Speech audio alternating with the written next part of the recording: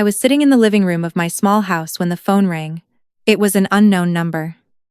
But something inside me told me I had to answer. On the other end, a cold, professional voice asked if I was Margaret Sullivan. I confirmed with a lump in my throat. The woman from the bank informed me that my name was in the system for delinquent debtors, and that I had an overdue auto loan for $42. Ling ling ling. I felt as if the floor had disappeared beneath my feet. I had never bought a car. I had never signed any contract. My hands began to shake as I held the phone. The bank employee continued explaining that the installments had gone unpaid for 3 months, and that they were already initiating legal proceedings against me. My voice barely came out when I told her there must be a mistake. That I had not authorized any of that. She replied in a softer tone that she regretted the situation, but that all the documents were in order with my signature and my social security number. I hung up the phone and stared at the wall, feeling my heart beating so hard, it seemed like it would burst out of my chest. I could not understand what was happening. At 64 years old, I had worked all my life to keep my credit score clean. I never owed a cent to anyone. I always paid everything on time with my hard-earned money. And now they were telling me I owed $42. 000 for a car I did not even know existed. I needed answers. I called the bank back and asked to speak with someone who could give me more information. After 30 minutes of holding and being transferred from one department to another, a supervisor finally attended to me. I explained the whole situation with a breaking voice. He reviewed the file and told me something that made my blood run cold. The financing had been requested by my son, Mason. My own son had used my documents, forged my signature, and bought a car in my name. The supervisor read me the delivery address for the vehicle. It was Mason's house. He read me the model of the car. A luxury SUV. The latest model. Bright red. I cut the call without even saying goodbye. Tears began to roll down my cheeks while my mind tried to process what I had just heard. My son. The boy I raised alone after becoming a widow. The young man to whom I gave everything I could. And much more. Mason had betrayed me in the cruelest way possible. I grabbed my purse with trembling hands and ran out to my car. I needed to see him. I needed to hear him tell me to my face that this was a terrible mistake. I drove the 20 minutes to his house with a racing heart and a mind full of contradictory thoughts. Maybe someone had stolen his identity. 2. Maybe he knew nothing. Maybe there was an explanation. When I arrived, I saw the car. That damn red SUV parked in his driveway, shining under the sun as if mocking me. My legs were shaking as I walked toward the front door. I rang the doorbell once, twice, 3 times. Finally, the door opened. It was Tiffany, Mason's wife. She looked at me with that expression she always had, as if I were a nuisance in her perfect life. She did not even say hello. She just stepped aside and yelled inside that I had arrived. Her tone made it clear that my visit was not welcome. Mason appeared in the living room with a beer in his hand. He looked at me without surprise, as if he already knew why I was there. My voice came out stronger than I expected when I asked him about the financing, about the car, about my name on a debt I never authorized. He shrugged just like that, as if it were nothing, as if we were talking about the weather. He told me yes, that he had financed the car in my name because Tiffany needed a new vehicle and they did not have available credit. He said I should understand that she was my daughter-in-law and deserved something nice. I felt my blood boiling. I asked him how he dared to do that without my permission, without even consulting me. He let out a short, bitter laugh. He told me that I was not using my credit for anything anyway, that he just took advantage of something I had available, that I should be happy to be able to help my family. Tiffany intervened from the couch, where she was looking at her phone without paying attention to me.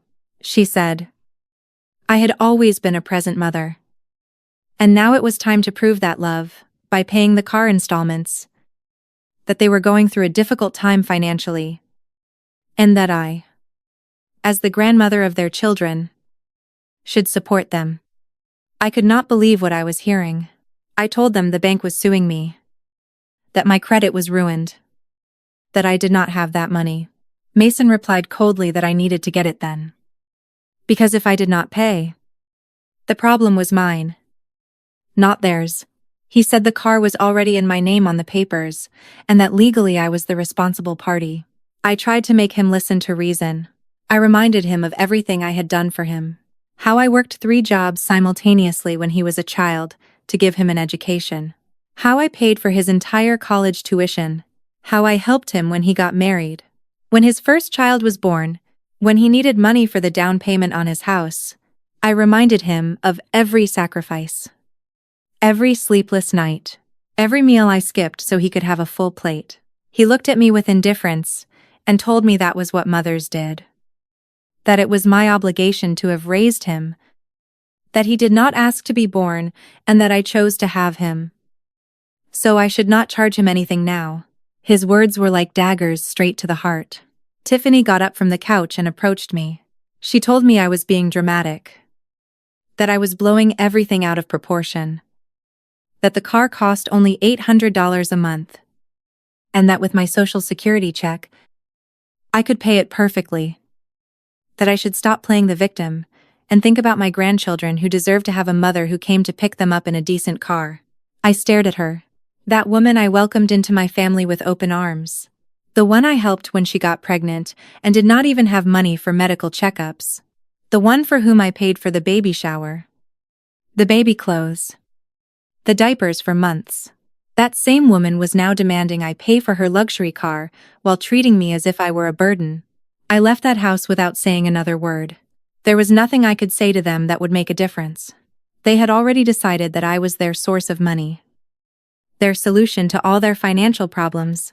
And the worst part was realizing that this had not been a mistake. It had been planned.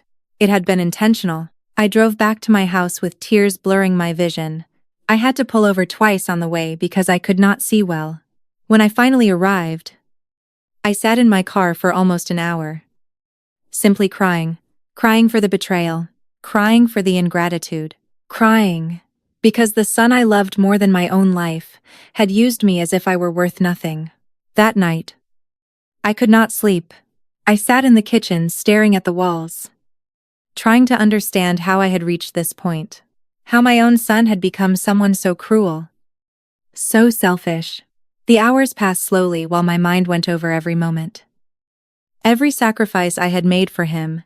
The next morning, I decided to check my bank accounts. Something told me the car was not the only thing. I opened my laptop with trembling hands and logged into my account. What I saw knocked the wind out of me. My savings account, where I kept my emergency fund, was almost empty. I had had Golan 12,000 saved. Money I had gathered over years. Penne. Now only $300 remained. I stared at the screen without being able to blink. Feeling the world crumbling around me, I checked the transaction history. There were constant withdrawals over the last 6 months. Amounts of $500. 700 yuan. 100 yuan. Ling. All made at ATMs near Mason's house. All made with my debit card. The card I kept in my wallet. And had never lent to anyone. But then I remembered something.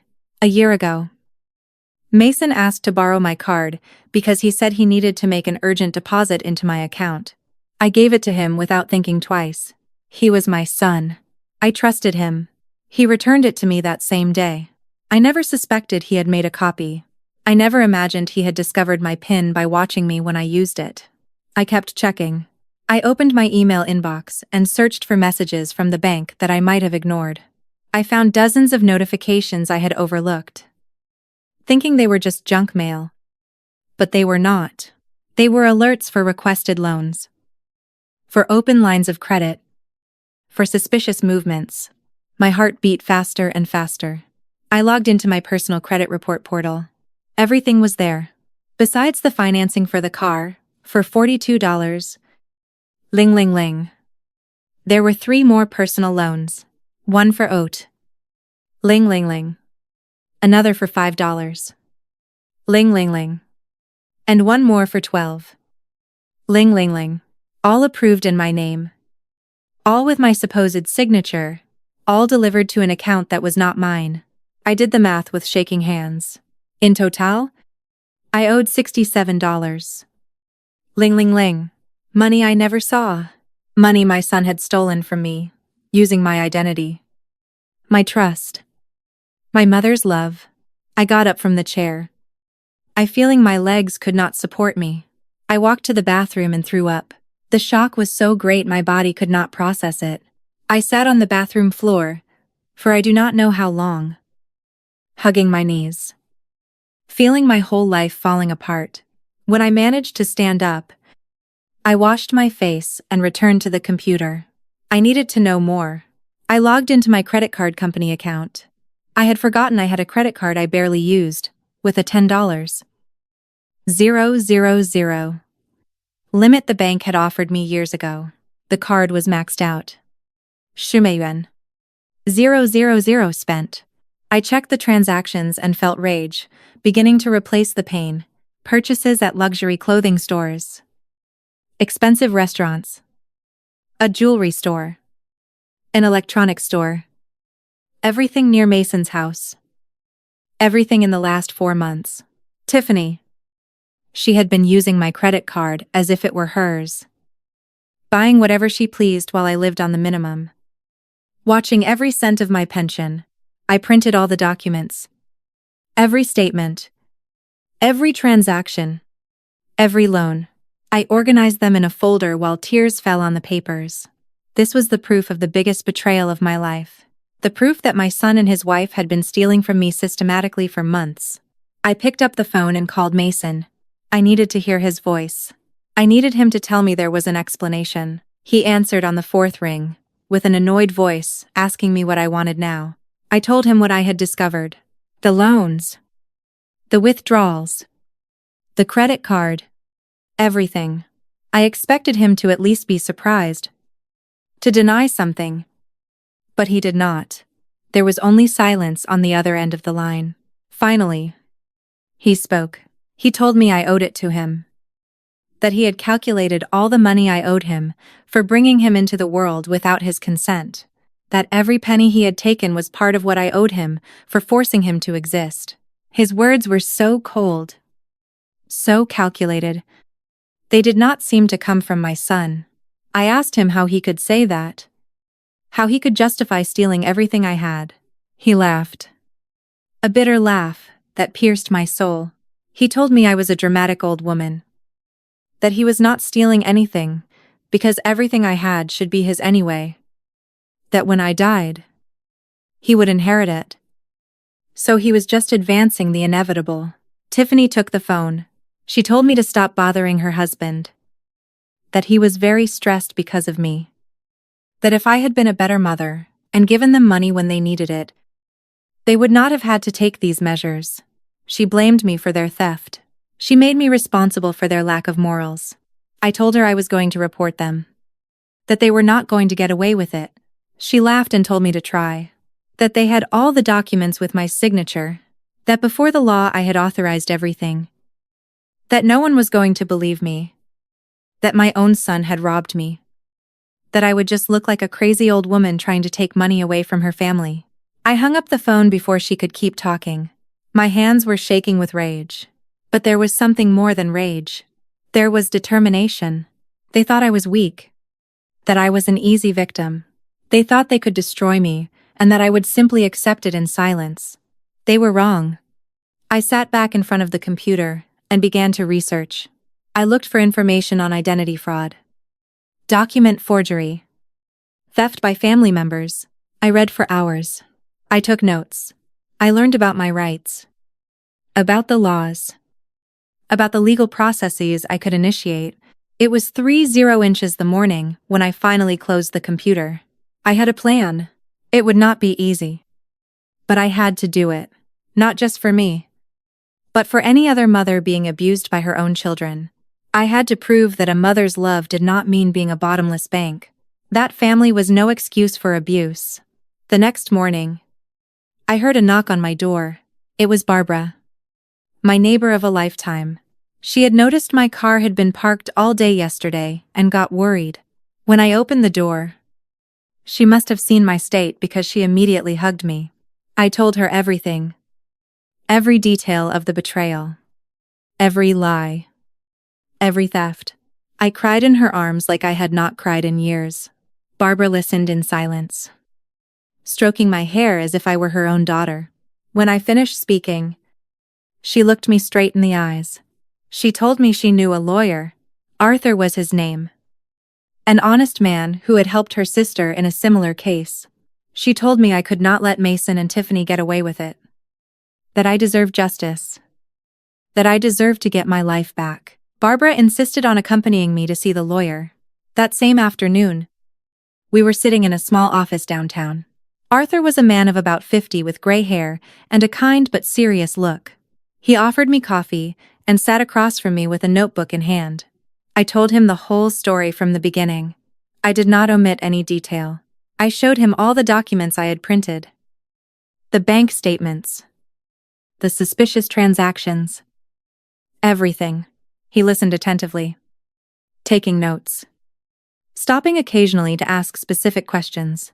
When I finished speaking, Arthur put his pen down on the desk and looked at me with an expression mixing indignation and determination.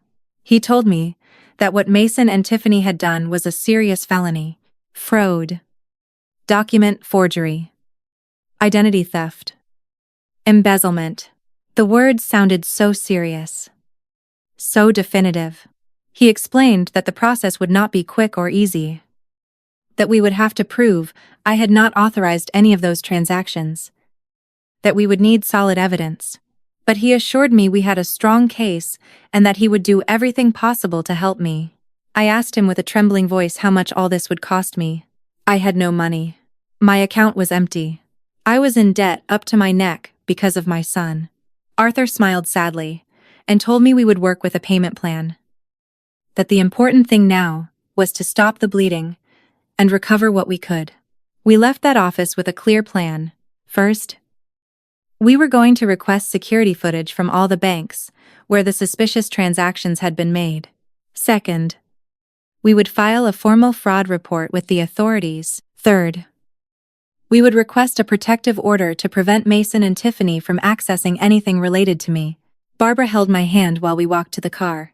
She told me I was brave, that I was doing the right thing. But I did not feel brave. I felt destroyed. I felt like a mother who had failed to raise a good man. I felt guilty for having to report my own son. That night, alone in my house, I began to remember. I could not help it. The memories came like waves, one after another, hitting me without mercy. I remembered when Mason was 8 years old and got gravely ill. We spent 3 weeks in the hospital. I slept in a chair next to his bed without moving, watching every breath. I took out loans to pay for the treatment. I went into debt up to my ears. But I saved him. I did what any mother would do for her child.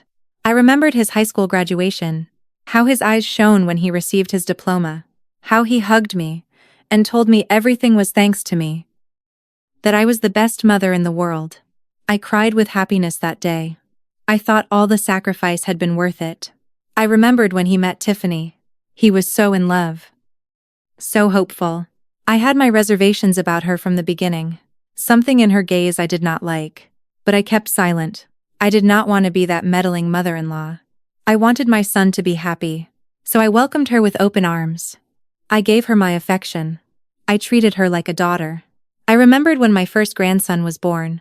Mason called me crying with emotion to tell me I was a grandma. I ran to the hospital. I saw that tiny baby and felt my heart expand. I thought this would unite us more as a family. I never imagined that years later, that same son would use my grandchildren as an excuse to justify robbing me. I cried all night hugging an old photo of Mason when he was a boy. That sweet boy who hugged me before sleeping. That boy who told me that when he grew up, he was going to take care of me. Where had that boy gone? At what moment did he become this man who saw me as an ATM? The next morning, Arthur called me. He had obtained something important. The banks had agreed to hand over the security footage. He asked me to go to his office immediately. Barbara accompanied me again. When we arrived, Arthur had his laptop open on the desk. I sat down, and he began to play the videos. I felt my stomach turning with every image. There was Mason in the first video, entering the bank with my ID in hand, approaching the teller with a confident smile, handing over documents, signing papers. The executive reviewed everything and nodded. My son was forging my signature in front of the cameras, acting as if it were the most normal thing in the world. The second video was even worse. There was Tiffany at another bank, using my credit card to withdraw cash up to the maximum limit allowed. 8,000,000. 0 inches cash. The teller counted the bills while Tiffany smiled, putting the money in her designer purse, probably also bought with my money. The third video broke me completely. It was Mason again. This time, at the car dealership, he was signing the financing contract for the SUV. Tiffany was by his side, excited, pointing at the red car. The two were laughing, celebrating. The salesman handed them the keys. My son hugged his wife, while I unknowingly had just become a debtor of $42. Ling ling ling. Arthur paused the videos and looked at me. He asked if I was ready to move forward. If I was sure I wanted to do this because once we filed the formal complaint, there would be no turning back. My son would face criminal charges. He could go to prison. I looked at those frozen images on the screen. The image of my son smiling while robbing me. The image of that woman enjoying my money without any remorse. And something inside me changed. The pain turned into determination. The sadness turned into strength. I told Arthur yes, to file all necessary complaints, to do whatever he had to do, that I was no longer the mother who was going to allow more abuse, that if my son decided to betray me this way, then he would have to face the consequences of his actions. That afternoon, we went to the district attorney's office together. We filed a formal complaint for fraud, document forgery, identity theft, and embezzlement. The prosecutor who attended to us reviewed all the evidence with attention. The videos were conclusive. There was no way to deny what had happened. She asked if I was aware that this meant my son would be investigated criminally, that if everything I alleged was proven, he could face several years in prison. I felt a lump in my throat, but I nodded. There was no other option. He had crossed a line from which there was no return. The prosecutor assured me they would take the case seriously, that cases of financial abuse by family members were more common than people thought. But few victims dared to report it. She told me I was doing the right thing, that I was protecting not only my future, but also sending a clear message that this type of abuse was not acceptable. We left the prosecutor's office with a copy of the official report. Barbara hugged me in the parking lot. She told me she was proud of me, that I was stronger than I believed. Her words gave me a little comfort amidst all the pain. That night, Arthur called me with more news. He had continued investigating on his own and discovered something else. Mason had been receiving the rental money from a small condo I owned. That condo was my only source of additional income besides my Social Security. I could not believe what Arthur was telling me over the phone. The condo I rented generated $500 a month. Money that supposedly my son deposited into my account every month since he had offered to manage that property to make my life easier. I trusted him completely. But according to Arthur's investigation, those deposits never reached my account during the last 8 months. 10,000,000. 000. That simply disappeared. Mason had been collecting the rent in my name and keeping every cent. The tenant paid punctually, but the money went straight into my son's pocket. I felt rage rising up my chest like boiling lava. It was not enough to have stolen my savings, to have forged loans, to have used my cards. He was also stealing the only extra income I had to survive. Every month, while I counted pennies to buy food, he spent my rental money on who knows what whims. Arthur explained that this was another charge we could add to the complaint. Misappropriation of funds. He told me the next day we would go speak directly with the tenant to get his testimony and payment receipts. We needed proof that the money had been paid, but never reached me. That night, I did not sleep at all. My mind would not stop spinning. I started wondering what else there could be. What other lies? What other thefts? If Mason had been capable of doing all this, what else was he hiding? The next morning, Arthur picked me up early. We went together to the condo I rented. It was half an hour from my house in a quiet neighborhood. The tenant was an older gentleman named Mr. Henderson, a hardworking and honest man who had always paid on time. When I explained the situation, Mr. Henderson turned pale. He showed me all his payment receipts. Indeed, he had paid religiously every month, $500 in cash, directly to Mason, who gave him a handwritten receipt. Mr. Henderson never suspected anything, because my son always told him he was the one managing the property for me. Mr. Henderson apologized repeatedly, although he was not to blame at all. He told me if he had known I was not receiving the money, he would have come directly to find me. I assured him he had done nothing wrong, that the victim was not just me, but also him, who trusted he was fulfilling his obligation. Arthur took photographs of all the receipts, each one signed by Mason, each one with his clearly recognizable handwriting. This was irrefutable evidence that my son had been systematically diverting the money that belonged to me. Back in the car, Arthur told me something that froze me. He asked if Mason had access to anything else of mine. Properties, investments, accounts. I told him, no, just that condo. But then I remembered something that made me feel a void in my stomach. 2 years ago, when my husband died, he left a small life insurance policy. 50,000. Ling ling ling. I invested that money in a fund that gave me monthly interest. It was not much, but it helped. Mason had convinced me that he could handle that investment better than I could, that he understood more about finances. As always, I trusted my son. I asked Arthur to investigate that investment immediately. He made some calls from the car while I felt panic growing inside me. After 20 minutes, that felt like hours. Arthur hung up the phone and looked at me with a grave expression. The investment had been liquidated 6 months ago. The $50,000 had been transferred to a bank account. But it was not my account. It was an account in Mason's name. My son had forged my authorization to liquidate the investment and transfer all the money to his name. I was left speechless, breathless. 50,000. Ling ling ling. The last memory of my husband. The money that was going to secure my old age. The fund that gave me peace of mind in case of emergencies. Everything had been stolen by my own son. Arthur grabbed my hand as I started to hyperventilate. He told me to breathe, that everything was going to be okay, that we were going to recover that money. But I could not calm down. It was too much. It was too much betrayal, too much cruelty, too much pain. We arrived at his office, and he made me tea while I tried to process everything. He made more calls, requested more documents, added more charges to the complaint. The list of crimes committed by Mason grew with every passing hour. While we waited for answers, I began to remember signs I had ignored. Strange conversation. Moments when Mason had asked me to sign papers. Unimportant ones. Occasions when he had told me not to worry about checking statements because he had already done it for me. Everything had been part of a calculated plan to rob me of everything I had. I remembered once a year ago when Tiffany had casually told me I was a lucky woman to have so much money saved.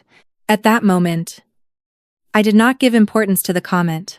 But now I realized, she already knew exactly how much money I had. They were already planning how to take it from me. Arthur's phone rang. It was the investment company. They confirmed that indeed the liquidation had been processed with documents that seemed to be in order. But now, with our report, they were reviewing the authenticity of the signatures. The representative told Arthur that the signatures looked suspicious when compared to my real signature in their old files. This meant we could prove that Mason had forged my signature again, that he had committed fraud on a much larger scale than we imagined. Arthur explained that this significantly raised the severity of the charges. We were no longer talking just about some loans. We were talking about massive systematic fraud planned for years. That afternoon, while going back home with Barbara, she asked me how I felt. I told her the truth. I felt empty. I felt as if I had lost my son a long time ago, and was just realizing it. The Mason I knew, the boy I raised, had died. In his place was a stranger. A criminal. Someone capable of destroying his own mother without blinking. Barbara hugged me and cried with me. She told me I had the right to feel pain, to feel rage, to feel betrayal. But that I also had the right to defend myself. That I was not a bad mother for protecting myself. That love did not mean allowing abuse. That night, Mason called me. His number appeared on my phone. And I felt my heart racing. I hesitated to answer. But finally, I did. I needed to hear what he had to say. His voice sounded annoyed. Almost angry. He told me he had received a summons from the district attorney's office. That I had reported him. That how did I dare do that to my own son? There were no apologies. There was no regret. Only indignation, because I had dared to defend myself. I told him with a firm voice that he had stolen everything from me. My savings, my inheritance, my peace of mind, my future, that he had forged documents, he had committed fraud, he had destroyed my name, and that now he was going to face the consequences of his actions. Mason laughed sarcastically. He told me I had no proof of anything, that he had been careful, that all documents had my signature, and that before any judge, it would look like I had authorized everything. He told me I was just making a fool of myself. And the only thing I would achieve was looking like a crazy old woman, accusing her son for no reason. I replied that I had all the necessary proof. The security videos from the banks, the testimonies of employees, the expert analysis of forged signatures, the rental receipts, everything. There was silence on the other end of the line. A long, intense silence. Finally, Mason spoke, but this time his voice was different. He no longer sounded confident or mocking. He sounded nervous. He asked me what videos. What proof? I told him he knew perfectly well what I was talking about. That they had filmed him at the banks forging my signature. That we had recordings of Tiffany withdrawing thousands of dollars with my card. That every fraudulent movement was documented. I heard him breathing heavily on the other end. Then his tone changed completely. He started saying everything had been a misunderstanding. That he thought I had given him permission. That maybe he had misinterpreted our conversations. That he never wanted to hurt me. The lies came out of his mouth with such ease. It disgusted me. I told him to stop pretending. That I knew exactly what he had done and why he had done it. That he had planned every theft, every forgery, every deception. That there was no confusion or misunderstanding. There was only deliberate betrayal. Tiffany took the phone. She was screaming. She called me a bitter old woman. Selfish. Bad mother. Said I was destroying my own family for money. That my grandchildren would suffer because of me. That if Mason went to prison, I would never see those children again. She was using my grandchildren as a weapon. As emotional blackmail. I replied with a calm I did not know I had. I told her she had destroyed this family when she decided to manipulate my son to rob me. That if my grandchildren suffered, it was because of their parents' decisions. Not mine. That I had tried to build a healthy family, but they had poisoned it with their greed. She kept shouting insults. But I hung up. I had nothing more to discuss with that woman. I had nothing more to discuss with either of them. Now I only had to wait for justice to do its job. The following days were a storm of legal activity. Arthur worked tirelessly. We filed requests with all banks to freeze Mason and Tiffany's accounts until the case was resolved. We requested the preventive seizure of the red SUV. We asked for a restraining order, so neither of them could approach me or my properties. The prosecutor assigned to the case was a woman named D.A. Harper. She was about 40 years old and had a penetrating gaze that inspired confidence. She summoned me to her office to review the whole case in detail. We spent 3 hours going over every document, every piece of evidence, every testimony. D.A. Harper told me something I will never forget. She told me that in her 20 years as a prosecutor, She had seen dozens of cases like mine. Children abusing elderly parents. Relatives stealing inheritances. Spouses emptying accounts. But that very few victims dared to report that the majority preferred to suffer in silence out of fear, shame, or a misplaced sense of family loyalty. She told me I was doing something important, that my case could set a precedent, that it could help other people in similar situations find the courage to defend themselves. Her words gave me strength I did not know I needed. DA Harper explained the process ahead. First, they would summon Mason and Tiffany for formal questioning. They would show them the evidence. They would give them the opportunity to confess or hire their own lawyers. Depending on their answers, the case could go to trial. Or they could accept a deal. She asked me what I wanted to happen. If I sought only to recover my money, or if I wanted them to face full criminal charges. I looked her straight in the eyes and told her I wanted both. I wanted my money back, but I also wanted them to pay for what they did.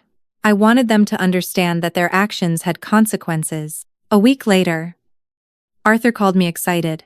The bank had seized the red SUV. The police had gone to Mason's house with a court order and taken the car away. Tiffany had come out screaming into the street, making a scene in front of all the neighbors. But there was nothing she could do. The vehicle would be auctioned, and the money would go to pay part of the debt they had generated in my name. I felt relieved, but also strange. Seeing my son suffer consequences broke my heart. Even knowing it was necessary, it was as if two parts of me were in constant war.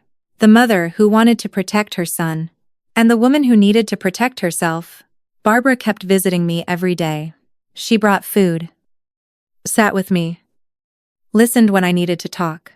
One day, she told me she had heard other neighbors commenting on my situation.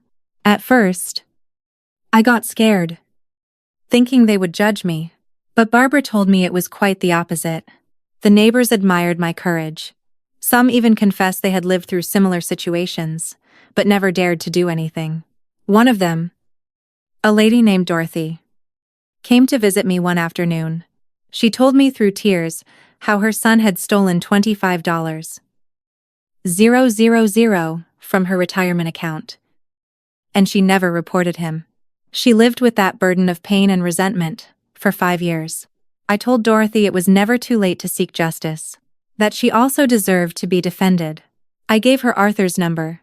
I do not know if she finally called him, but I hope so. No one should live being a victim of their own family. 2 weeks after the complaint, the official summons for Mason and Tiffany arrived. They had to present themselves at the DA's office for formal questioning. Arthur told me it was likely they would bring a lawyer, that they would prepare to defend themselves, that this was going to get more complicated. The day of the interrogation, I did not have to be present, but Arthur called me that afternoon to tell me what had happened. Mason and Tiffany had arrived with an expensive lawyer, one of those who charged $300 an hour. The lawyer had tried to argue that everything had been a family misunderstanding, that I had given them verbal permission to use my credit, but when DA Harper showed them the security videos, the expert analysis of forged signatures, the bank testimonies, everything collapsed. The lawyer asked for a recess to speak with his clients. When they returned, their strategy had changed. Now they alleged that Mason had serious financial problems and that he had acted out of desperation, not malice. DA Harper did not accept those excuses. She showed them the evidence of the $50,000 from the liquidated investment. She showed them the receipts of the diverted rent for 8 months. She showed them the luxury purchases on the credit cards. This was not desperation. This was systematic greed. The lawyer finally asked to negotiate a plea deal. He proposed that Mason and Tiffany return all the stolen money within 2 years in exchange for dropping criminal charges. DA Harper told them that proposal would have to come from me, that I was the victim. Arthur asked me what I wanted to do. He explained the options. If I accepted the agreement, I would recover my money faster and avoid a long and painful trial. But Mason and Tiffany would not have criminal records and basically would go free. If I rejected the agreement, The case would go to trial. They could face prison. But the process would be long, stressful, and there was no guarantee I would recover my money soon. I asked for time to think. That night, I did not sleep. I thought about my grandchildren, about how this would affect them. I thought about Mason, about the boy he was, about the man he turned into. I thought about my future, my stability, my dignity. The next morning, I called Arthur and gave him my answer. I would not accept the agreement. Not while they continued without showing a shred of real remorse. Not while they continued treating me as if I were the guilty one. I wanted the case to move forward. I wanted them to face all the consequences of their actions. Arthur respected my decision and communicated it to DA Harper. The prosecutor called me personally to tell me she understood my stance and would do everything possible to achieve justice. She explained that now the deep investigation phase would begin. Experts would analyze every forged signature. Auditors would review every transaction. Witnesses would be called to testify. Meanwhile, the precautionary measures remained in effect. Mason and Tiffany's accounts remained frozen. They could not sell properties or make large financial moves without judicial authorization. The SUV had already been auctioned. And the money? About $28,000 after deductions. Was held in a court account, awaiting the resolution of the case. But then the attacks began. Mason started calling other relatives. Distant oncle. Cousins I barely saw. Telling his version of the story. He told them I was a cruel mother who was destroying him out of greed. That he had only asked for help, and I was sending him to jail. That I preferred money over my own son. Some relatives called to scold me. They told me how I could do that to Mason. That family forgives everything. That I was a disgrace. Every call was like a stab wound. But it also showed me who those people really were. None asked for my version. None wanted to know the truth. They just judged and condemned me without listening. There were two exceptions. My cousin Janet, with whom I had not spoken in years, called me one day. She had heard rumors and wanted to know the truth directly from me. I told her everything in great detail. She cried, listening to me. She asked for forgiveness for having been absent so long. She told me she had lived something similar with her brother and understood my pain perfectly. Janet became an unexpected support. She started visiting me often. She helped me with groceries.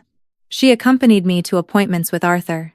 She was simply there when I needed to talk. Together with Barbara, they formed a circle of protection around me. They reminded me I was not alone. That there were people who valued me. One afternoon, while Janet and I were having coffee in my kitchen, the doorbell rang. It was a woman I did not know. She introduced herself as a court-appointed social worker.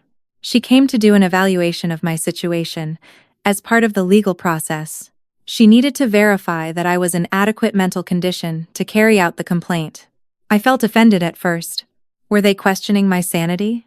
But the social worker, a kind lady, explained.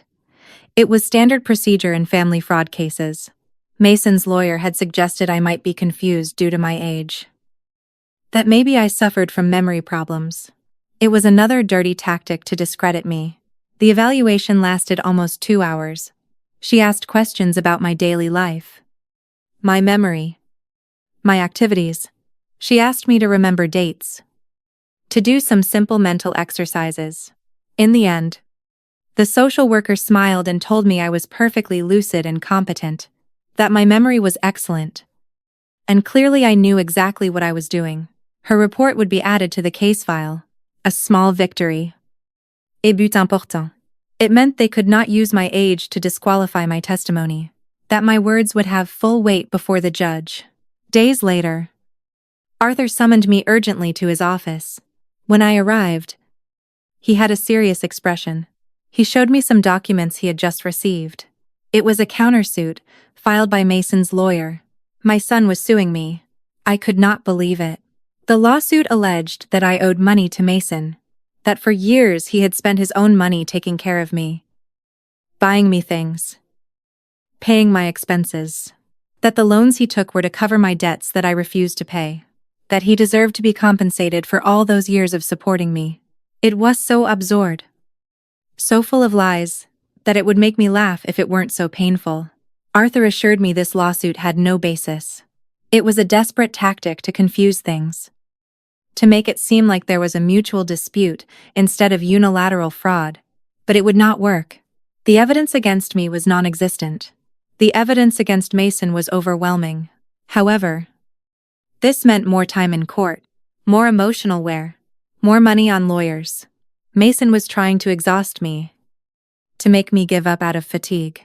But I was more determined than ever. If he wanted war, he would have it. While all this occurred in the legal realm, my daily life had become chaos. Banks called me constantly about the debts in my name. Although Arthur had managed to temporarily suspend collections while the case was resolved, my credit score was destroyed. I could not take out even a small loan if I needed it. My name was tarnished. I had to sell some jewelry. I had memories of my husband to pay the minimum installments on some debts and prevent the situation from worsening. Every piece I sold broke my heart. They were the last gifts my husband had given me before dying. But I had no choice. I needed to survive. One night, while checking my almost empty bank accounts, I broke down. I cried like I had not cried in weeks. I felt defeated, exhausted, completely destroyed. Barbara found me like that, sitting on my kitchen floor, surrounded by papers and receipts, crying uncontrollably. She sat beside me and hugged me. She said nothing at first. She just let me cry. When I finally calmed down, she helped me up, made me tea, and forced me to sit at the table. She looked me straight in the eyes and told me something that changed my perspective. She told me I had already won, that even if the courts had not given their final verdict, I had already triumphed because I had defended myself, because I had stood up, because I had said no to abuse. That, she told me, was the true victory. The rest was just formality. Her words gave me a respite in the middle of the storm. She was right. Regardless of what happened in court, I had already recovered something invaluable. My dignity. I was no longer a silent victim. I was a woman fighting for what was right. The next day, DA Harper called me with important news.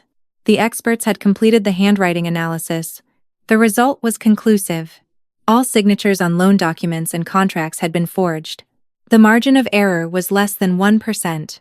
This was irrefutable scientific evidence that Mason had committed fraud.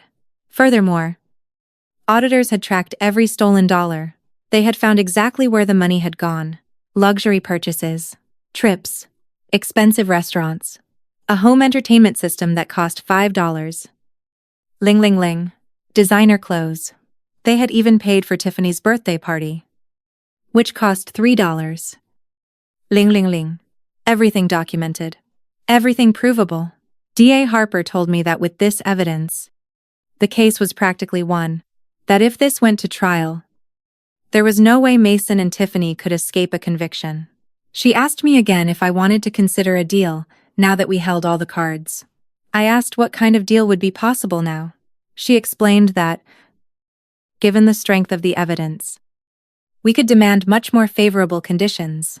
Immediate return of all money plus interest, a public apology, community service, probation with supervision, and, most importantly, admission of guilt permanently recorded. I thought about it for days.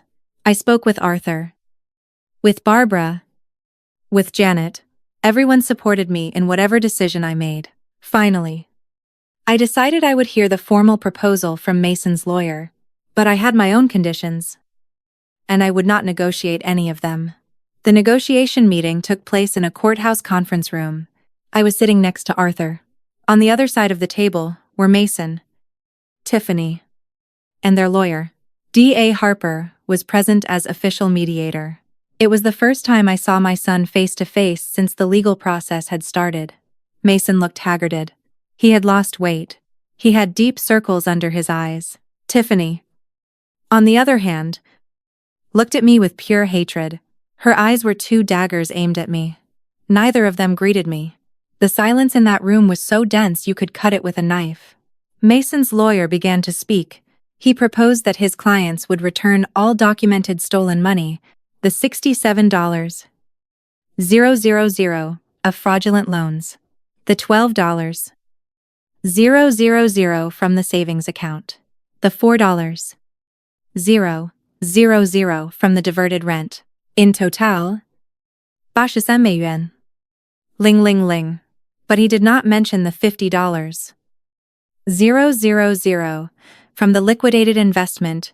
Arthur immediately pointed out that omission. The lawyer hesitated.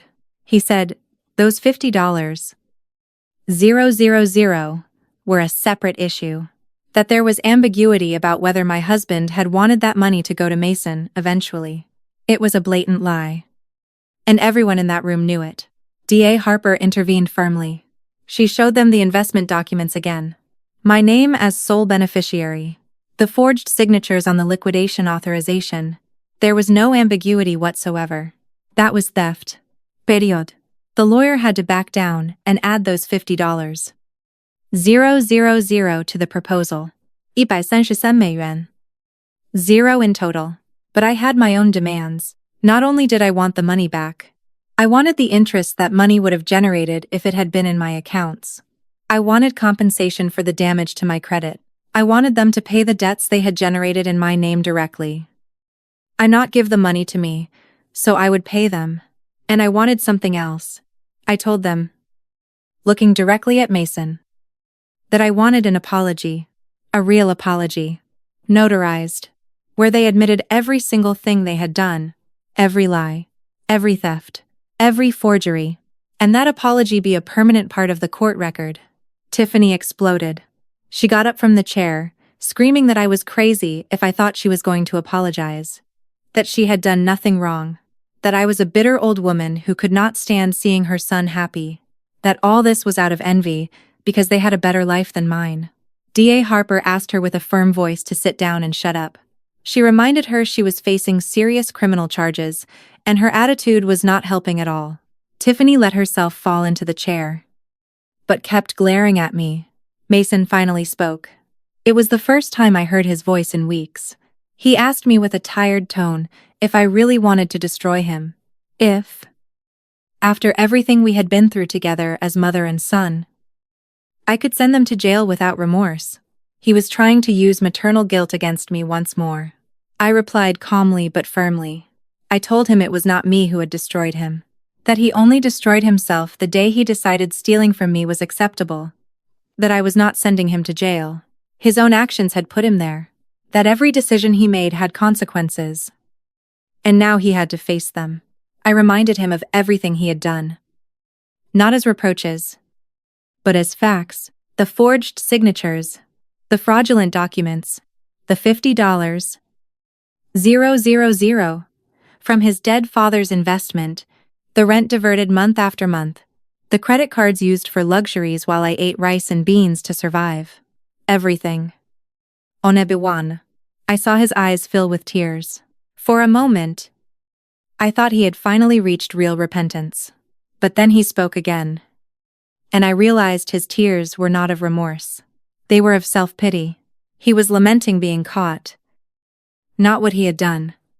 He told me if I insisted on all those conditions, they had no way to pay. That they did not have $133? Ling ling ling. That their accounts were frozen. That they had lost the car. That they were practically on the street. That I was leaving them with nothing. Arthur then took out a document he had prepared. It was a report of Mason and Tiffany's assets. They had a house in their name valued at $200. Ling ling ling. They had savings they had hidden in accounts of Tiffany's relatives. They had small investments. They had valuable belongings. They were not on the street, nor close to being so. Their lawyer reviewed the document, and his expression changed. He realized we had done our homework, that we knew exactly what resources they had. He asked for a 20-minute recess to speak with his clients in private. While we waited, Barbara and Janet, who had come to support me and were waiting outside, entered the room. Barbara brought me water. Janet squeezed my hand. D.A. Harper told me quietly. I was doing very well to stay firm. When Mason, Tiffany, and their lawyer returned, the attitude had changed. The lawyer proposed a new agreement.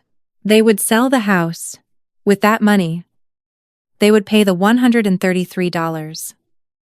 000 plus $20. 000 additional for interest and damages. A total of 153. Ling ling ling.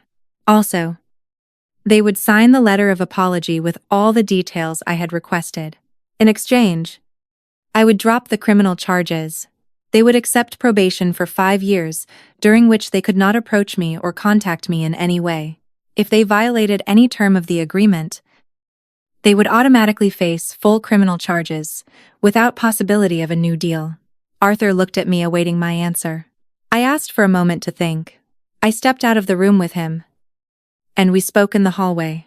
He explained it was a very favorable agreement, that I would recover more money than I had lost, that they would have probation records, which was no small thing, that I would have legal protection against any future approach.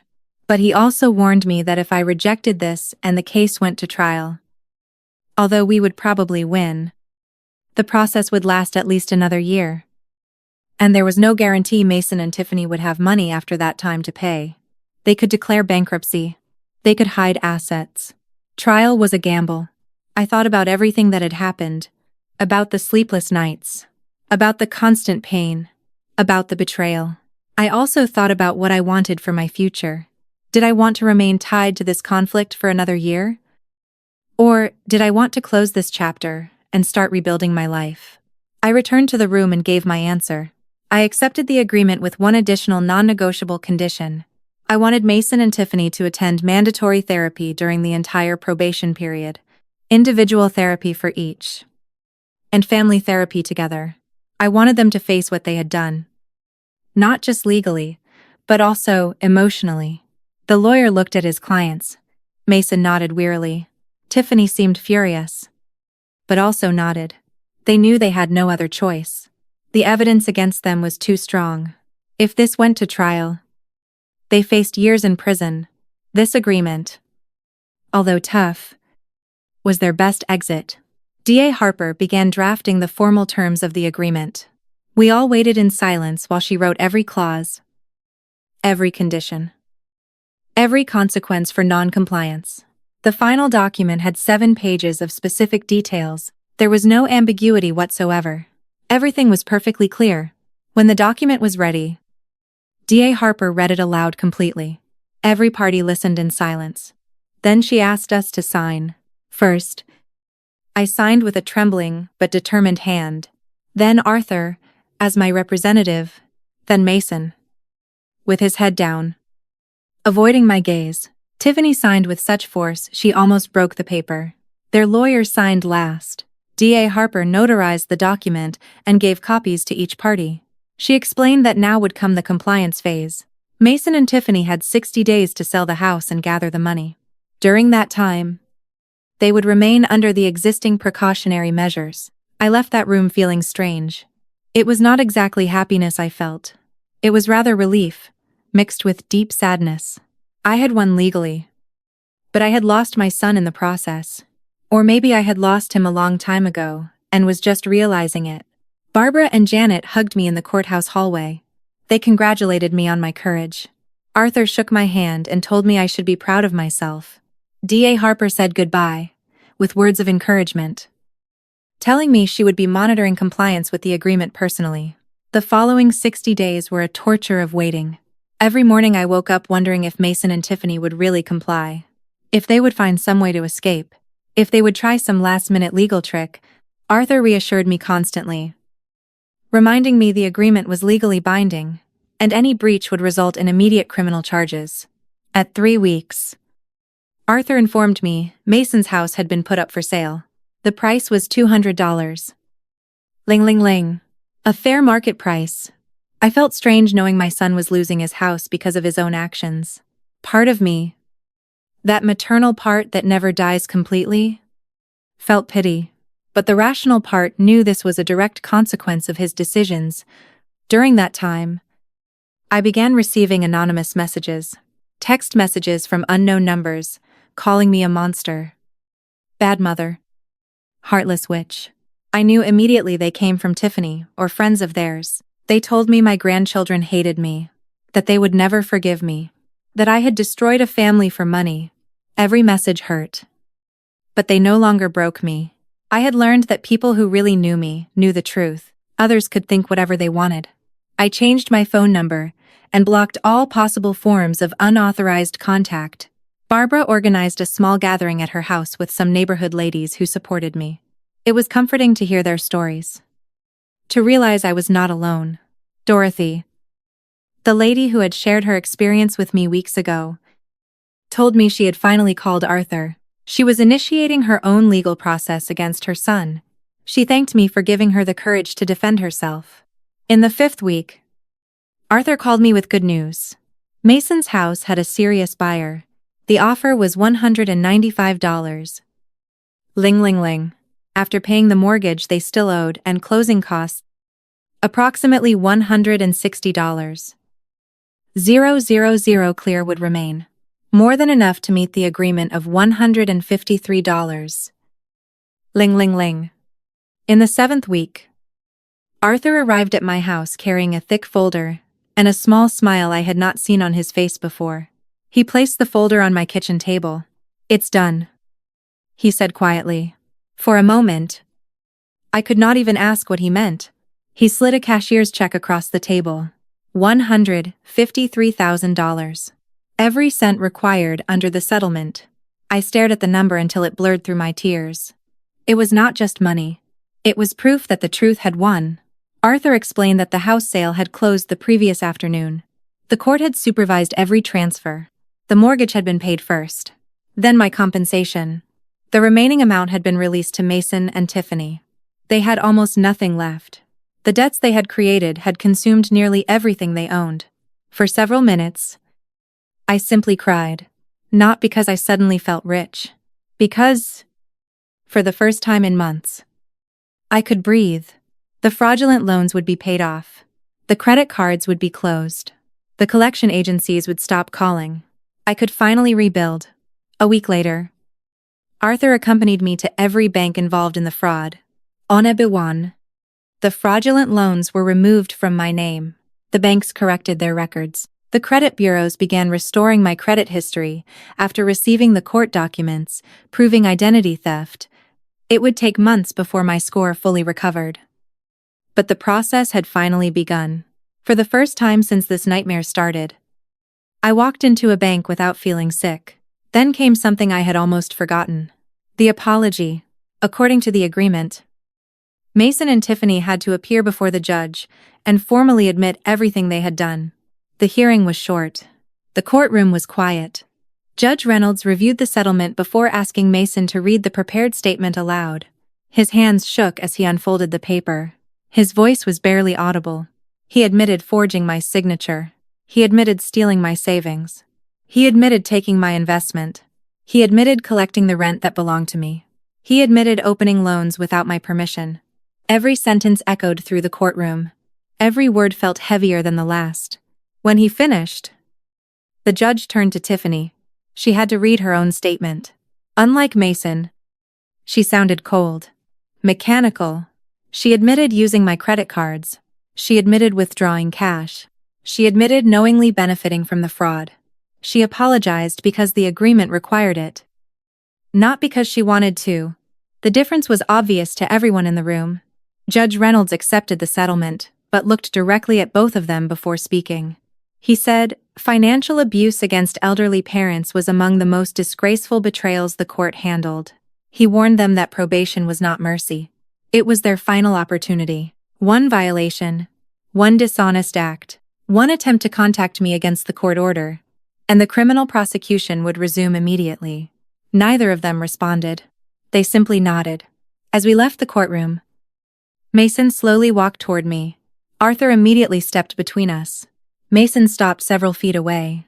He looked older than his age. Exhausted. Broken. He asked if he could say one thing. Arthur looked at me. I nodded once. Mason whispered, I really did love you. Mom. I looked at him for several long seconds. Then I answered honestly. I loved you enough to give you everything I had. You chose to steal the rest. There was nothing else to say. I turned around and walked away. That was the last time I ever spoke to my son. Over the following months, my life slowly became peaceful again. I repaired my finances. I replaced the jewelry I had been forced to sell, not with identical pieces, but with simple things that represented new beginnings, instead of old memories. Barbara remained my closest friend. Janet became like the sister I never had. Dorothy eventually won her own legal case after deciding not to remain silent. Seeing her smile reminded me why I had fought. One afternoon, almost a year after everything began, I sat on my porch watching the sunset. For the first time in a very long time, there were no court dates on my calendar, no lawyer calls, no collection notices, no fear every time the phone rang, only silence, peaceful silence. People sometimes ask whether I regret reporting my own son. My answer is always the same. I regret that he made me choose. I regret that greed mattered more to him than family. I regret that my grandchildren lost the chance to grow up seeing what honesty looks like. But I do not regret defending myself. Because love without boundaries becomes permission for abuse. Forgiveness without accountability becomes another invitation to be hurt. And being a parent never means surrendering your dignity. I spent my entire life believing sacrifice was the greatest expression of love. Now I understand something different. Real love requires truth. Real family requires respect. And no relationship, not even between a mother and her child, is strong enough to survive endless betrayal without consequences. My story did not end when I recovered my money. It ended the day I finally understood that protecting myself was not an act of cruelty. It was an act of self-respect. Sometimes justice does not restore the family you lost. Sometimes it simply gives you the freedom to stop living as someone else's victim. For me, that freedom was worth far more than every dollar I recovered.